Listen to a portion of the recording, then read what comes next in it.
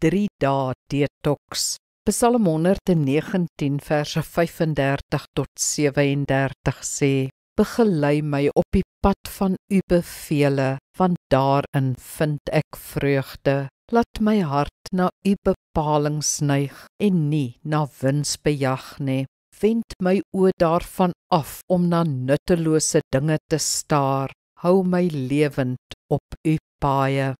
Mense spandeer ure per dag voor hulle skerms, gefikseer op waardelose materiaal. Hulle sukkel om hulle daarvan weg te skeur, want hulle is verslaaf. Om sonder hulle foon te wees, maak hulle letterlik beangs.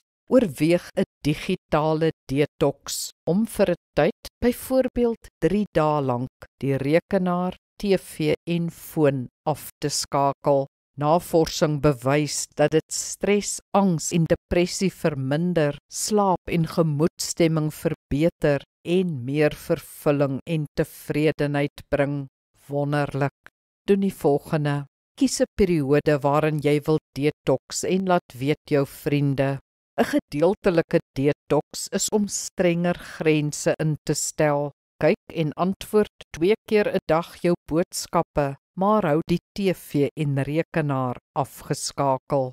'n Volle detox is om alle toestelle af te skakel. Gebruik die tyd vir kuier, gesels, 'n stokperdjie of lees. Spandeer weer tyd met God. Kom ons bid saam. Genadige Skepper, maak ons los van waardelose dinge wat ons ure en dae steel. Help ons om radikaal daaroor te heers, tot die punt dat ons dit kan afskakel, eenkant sit en daarvan vergeet. Ons sal die lewenspas herontdek wat ons ouers en grootouers geken het, en al die geslagte tot by die begin. Amen. Die Here seën jou.